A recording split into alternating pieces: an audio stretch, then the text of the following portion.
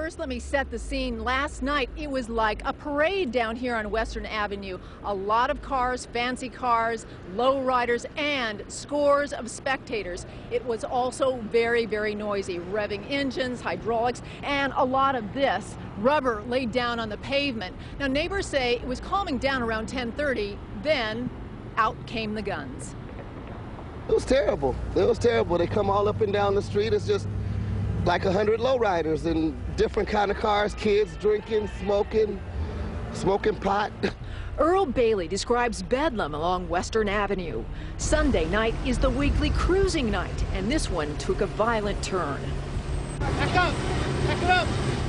4 men are shot near the corner of Western and Imperial Highway. 2 die. A third is not expected to survive.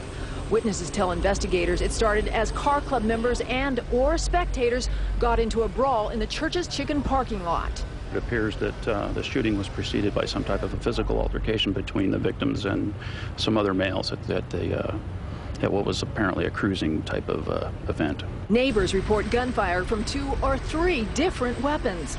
The cruising, they say, it's out of control. They're not the first ones calling for help. There were multiple shootings when the procession used to travel through the Crenshaw district. Drivers burning rubber, spinning donuts, carrying weapons.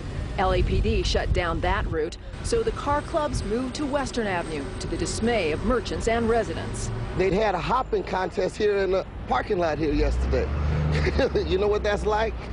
Have about 20 lowriders out here and all of them hopping against each other and drinking and smoking, and then girls with the short dresses. And now a multiple homicide.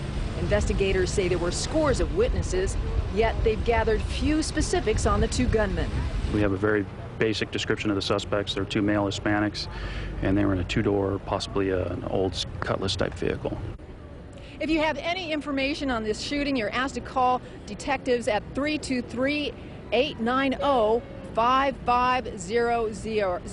They are also looking for pictures. They know there are a lot of people out here with cell phones, with camcorders, with cameras. They want to see some of those images. They believe they would be very helpful in their investigation. As for the victims, no IDs have been released. We're all told that they were all male Hispanics, ages somewhere between 25 and 30 years old.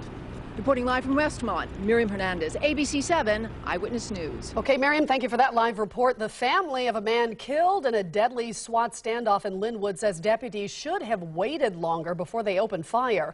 The standoff began just before 9 last night at a house on Los Flores Boulevard. Sheriff's investigators say 32-year-old Gerardo Arvayo shot and injured his girlfriend, then took their 2-year-old daughter hostage in their home. Some 3 hours later, the SWAT team stormed into the home and shot and killed Arvayo. The child was not hurt. Arvayo's girlfriend is expected to recover. And a driver racing away from the scene of a hit-and-run accident crashes into a parked car, killing himself. It happened last night around 11:30 on Heliotrope Avenue at Randolph Street in Maywood. Police say the 20-year-old driver hit a woman in a crosswalk in Bell about 3 blocks away. As he raced off, his Toyota hit a parked vehicle and rolled over. The victim was transported to the hospital with broken bones.